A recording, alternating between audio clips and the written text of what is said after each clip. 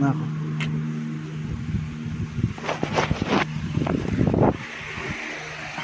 Okay, simulan ko yung vlog ko.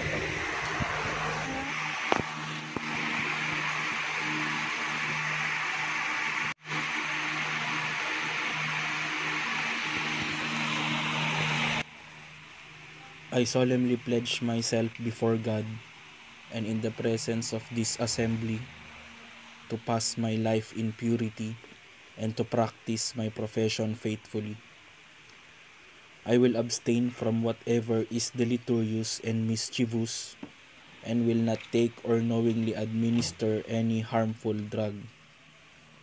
I will do all in my power to maintain and elevate the standard of my profession and will hold in confidence all personal matters committed to my keeping and all family affairs coming to my knowledge in the practice of my calling.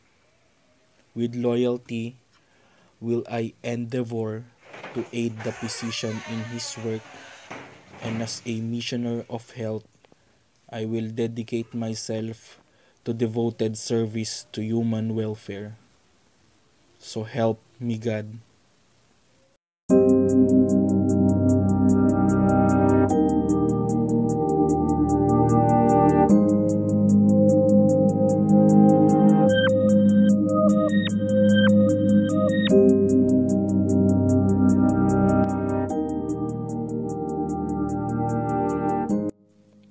Dumating na nga sa punto na lumabas na ang pinakapipitagan na palabas sa ating propesyon. Dito ko din nawari na hindi lang basta ito palabas, sapagkat ang mga pinaglalaban pala namin nung una ay totoo na. I'm a nurse. I can't stay home. Please, stay home.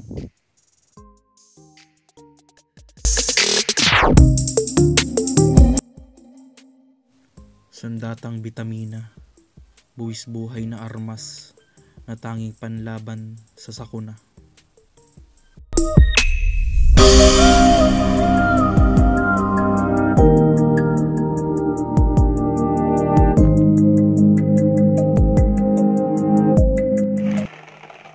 Pangtugon lakas na hindi mo na mabibili kung saan-saan.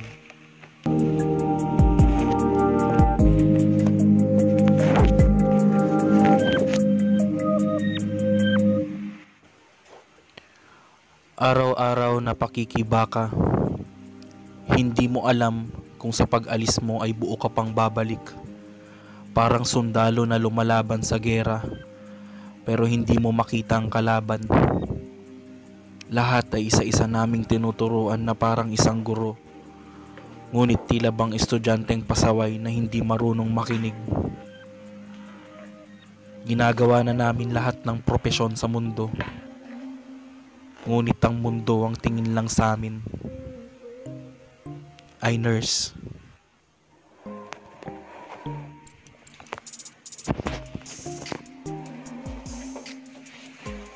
Gamit ang pinagtagpi-tagping materyales na gawa sa resiklo at sa tela na panakip sa bunganga na walang kasiguraduhan na panangga. Dasal na lang ang tangi naming garantisadong panlaban sa gera na ito. Bilang nurse na hanggang ngayon questionable ang paratang sa taas na sustento, kami ngayon ang nangunguna para iligtas ang humanidad. Kakapit ang mga doktor, pharmacist, medtech, radtech, at sa lahat ng medical team, pati na ang kaagapay sa komunidad na tumutulong sa laban. Sabay-sabay kaming susugod, lalaban at hindi susuko. We are the frontliner. We can't stay home. Please, stay home.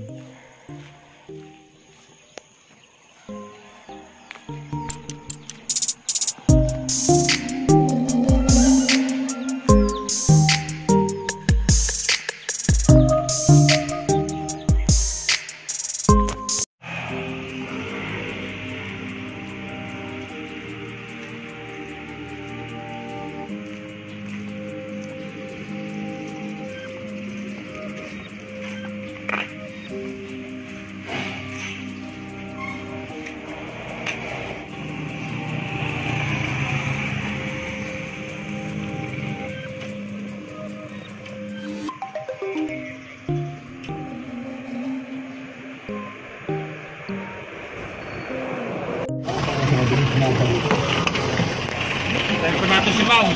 Wala kang sakay? Ha? Wala kang sakay? Ay, sakay ko lang din. Ay, bakit? Dala rin siya. Ay! Sumakay na sa van. So sinasabi nila na libreng kwan.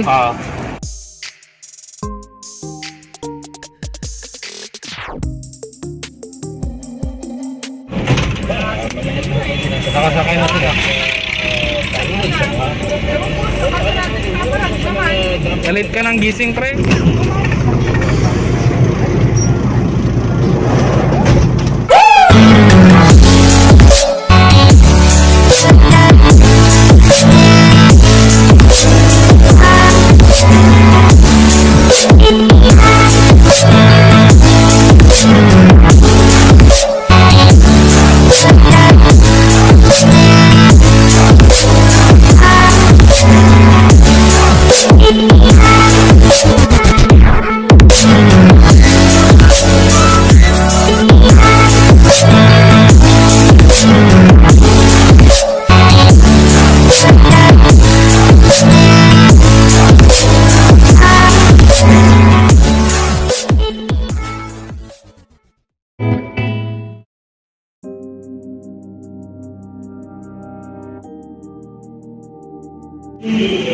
Ayun mga katimpalag-palag, nasa duty na ako.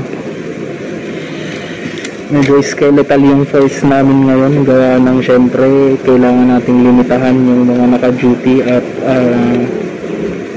dahil nga sa COVID-19. So ngayon kayang-kaya pa naman yung pasyente dito, kaya nai-handle ko ng maayos pa. For now 9 lang yung patient, okay pa siya.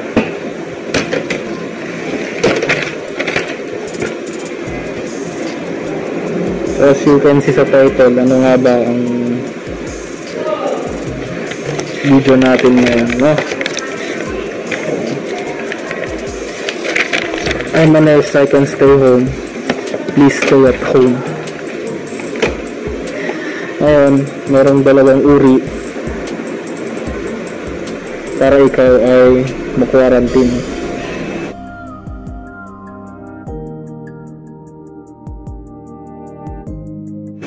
Ang PUM at PUI. Listen guys, listen. This is to educate you people. So disclaimer nga pala, hindi na ako magdi-disclaimer kasi I have the rights to help educate you people because I am a nurse. Ayun, listen guys, what's up team palag-palag. Pinakausap ko muna yung station ko. Susubo muna tayo ng pagkain. Wala tayong time para mag-breakfast kasi sobrang aga ng ambulansya na pupunta sa bahay-bahay. Kain tayo habang nag-explain ako. Listen carefully guys. Listen. Okay, this is a maliitang mukbang habang explanation. This is an awareness para sa mga taong pasaway and hindi pa makuha hindi pa mag-grasp yung idea ng danger na dala ng COVID-19. So listen, sarap pala ng ulo. Ayan, listen guys, listen.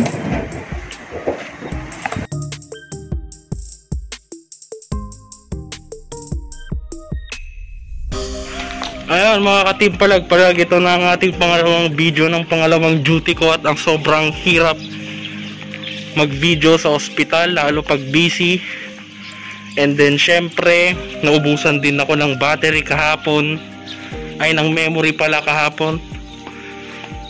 So ganado na ako mag-explain to help educate you guys mga katimpalag-palag. I'm a nurse, I can stay home. Please, stay home. So anong ganap team palag-palag? Maraming nagsasabi kung paano ba ang tamang quarantine, ano ba ang PUI at saka PUM. Ganito lang yun, kasi simple. PUM, under monitoring ka, person under monitoring. PUI, person under investigation. Well, ano nga ba muna ang quarantine? Quarantine is by isolating yourself to the crowd or to the mass. Syempre, to lessen the possible spread of the disease.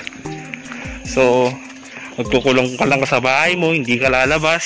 Katulad ng mga puking inang nakikita kong tao dito sa mga harapan na pasaway. Ay, mga katimbalag-palag, upo muna tayo. Ayan ang checkpoint namin. Naarang yung mga driver. So ayan mga katimpalag-palag, no? Lang naman kasimple pag quarantine eh. Luloob ka lang sa isang kwarto at sa isang lugar nang hindi ka nakakahalubilo sa ibang tao. And syempre, hindi ka lalabas. Okay? So, ano ba to? Ano ba tong PUI at PUM na to? Kasi maraming natatakot kung PUI o PUM din sila eh. Actually guys, ang PUI at PUM, hindi yan sakit mga katimpalag-palag. Ha? Actually, ako nga eh. PUM na rin eh. Baka ikaw, PUM ka na rin, di mo din alam. So lahat tayo risk maging PUI o PUM. Hindi yan sakit. Lahat nga tayo dito baka PUM na eh. Kasi nga exposed tayo. Okay, sa wakas naka-dinner na ay naka-lunch na. Saan ba tayo? Timpalag-palag nag-stop kanino. Hindi na ako salita at dire-diretso ng pasyente natin. So habang kumakain ako, magkwentuhan tayo mga katimpalag-palag. So to cut the story short mga katimpalag-palag, kung na-quarantine ka na, kailangan mo mag-stay sa bahay. Huwag ka nang lumalabas-labas. Kung PUM ka o PUI, okay lang yan kasi hindi naman yan sakit. Aminin mo na PUI ka at PUM ka kasi hindi mo naman dapat ikatakot yun. Okay? So salita ako ng salita dito, ano ba ang PUI sa PUM? Ano ba ibig sabihin ng PUI? Okay? So, ang PUI, warrants for admission. Ang ibig sabihin nun, mayroon kang sintomas na nagpapakita na ikaw ay possible COVID patient at kailangan mo pumunta ng hospital para doon i-investigate. Kaya, person under investigation ang ibig sabihin nun, okay? And ang PUM, ang ibig sabihin nun, for monitoring ka lang. Sa bahay ka lang mag-i-stay. Okay, wala kang signs and symptoms, pero meron kang history of exposure or travel sa may positive COVID. So guys, ang PUI ay for admission na may signs and symptoms na cough, cold, fever, sore throat na lumalala. Kasi bakit lumalala? Ang protocol ngayon, konti na lang ang may tao sa hospital. So pag yung symptoms mo ay hindi naman worsening, PUM ka lang boy. Babantayan mo lang yung sarili mo sa bahay mo until maging okay ka. Then after 14 days, maaring positive COVID ka nga, pero nakayanan mo yung sakit. Recovered ka, asymptomatic ka. So ang risk lang kasi pag lumabas ka at PUM ka, what if yung nahawaan mo mahina ang immune system, mas lalong kumalat, di ba? Nag-end ka ng buhay ng tao. So ang PUI ay for admission, yun yung lumalalang symptoms na hindi na kayang i-treat sa bahay. Okay? PUI ka kung may travel history ka, meron kang exposure sa positive patient na COVID, and meron kang symptoms na fever, cold, sore throat, cough, automatic for admission ka na doon. Pero dahil sa kakulangan sa manpower at sa hospital and facility natin, kung hindi pa worsening ang symptoms mo, kailangan mo munang pumunta. Yes, sir. Alam mo bang nagre-record ako at gumagawa ako ng vlog? Tapos instorbo ka.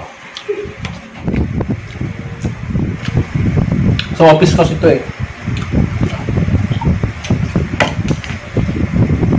So ayun,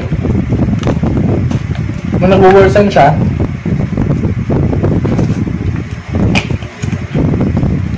PUI ka na. For admission ka, kukunin ka ng particular department, kukontakin mo sila para sunduin ka sa pinag-quarantihan mo.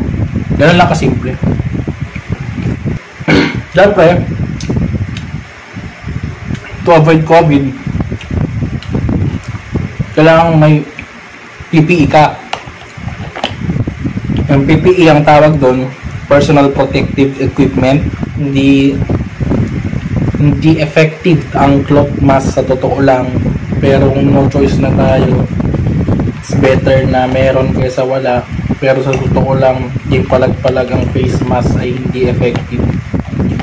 Mas okay pa rin ang cloth mask ay hindi effective. Mas okay pa rin ang surgical mask. Okay? Siyempre, social distancing. 1 meter away ka dapat. Iwasan mo ang mga public area.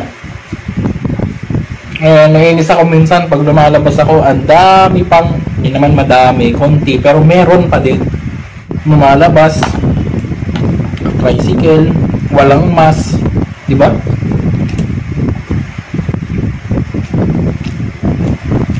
Kung gaano kataas ang COVID ngayon sa atin sa Pilipinas, mare-reflect kung gaano tayo ka-irresponsible or responsible. Mare-reflect kung gaano tayo kalakas sa teamwork or hindi tayo nagtutulungan. Kasi ang kailangan lang para matalo ang COVID is discipline, responsibility, and awareness.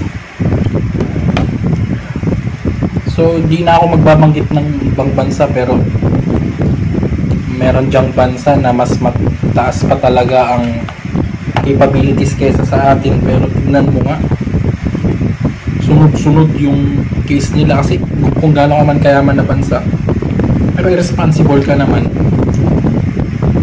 wala rin mangyari. Sobrang mahirap ang bansa at sabihin mong kulang sa testing kit kung naging responsible ka lang. Maiwasan mo. Iwasan natin ang fluctuation ng COVID. Makonsensya kayo, guys.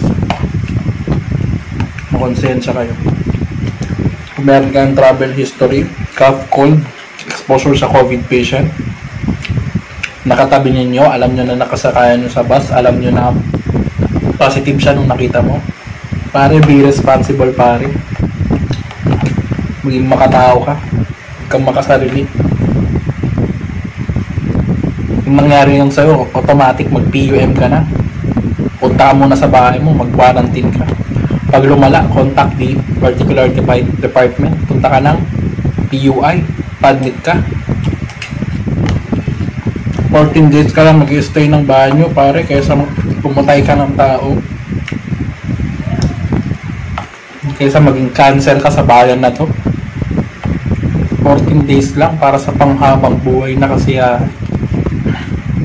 Forgot to mention, hand washing is the most important way to fight this COVID shit, pare. Alam nyo ang alcohol, ang mga virus may barrier yan na hindi kayang i-penetrate ng alcohol. I raise my middle finger sa mga mayayaman na nag-ubos ng alcohol at hindi man lang nagtira para sa ating normal na mamamayan. Diba? Alcohol can be good, but it's a second option for the soul. Buti na lang pinakyaw nila yung alcohol, hindi yung safeguard. Kasi pag safeguard, putang ina, makakapatay ako ng tao, pre. Mupunta ako, namamalengke ako sa grocery namin. Ang daming sabon, alcohol, ubos. Awareness. mga nag-i-imbak din dyan ng surgical mask, please lang, kung alam nyo naman na ang tao ay doing good deeds for the community. Donate ka naman kahit isa lang kada duty. Ano yung mask ko? Cloth mask, I am exposed. I am considered as a PUM. Dahil dito sa lugar namin may positive COVID, may exposure ako dahil nasa hospital. Hindi ko kinakatakot yun kasi wala naman akong sakit, PUM ako. Stay sa bahay, bawal labas. Trabaho lang. Pag may contact sa pasyente, mas limit na hawakan.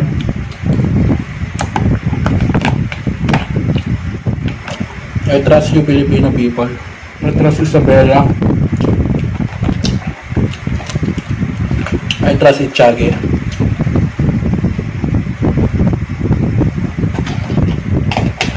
I trust San Fabian. Don't make a shit, pare. Ngayon, nakikita nyo ng importance ng mga essential na trabaho sa mundo. DOH, nag-o-offer pa ng volunteer as a nurse, 500 daw. Pucha. Diba naman baliw? O-offer ka ng trabaho para sa mga PUI, DOH. Diba? 500 plus incentive of hospital fee if you are positive to PUI. We will help your family. We will give 100,000 if something happened wrong. Mga tipong ganun. We will give tuition fees to your sister and brother. Tipong ganun, we will give house and lot. Hindi yung volunteer post to, ang puta. 500 pa daw. Tapos na ako. Sana may natutunan kayo. Be responsible sa mga timpalag-palag. Nasa point na ako ng buhay ko. Sabi ko nga sa post ko na gusto ko nang barilin yung mga lumalabas. Nasa puso namin kayo always. All for love, no hate, just for support. Subscribe kahit yun na lang ang maitulong nyo sa akin. Pag may mga nakita kayong mga frontliners, help them.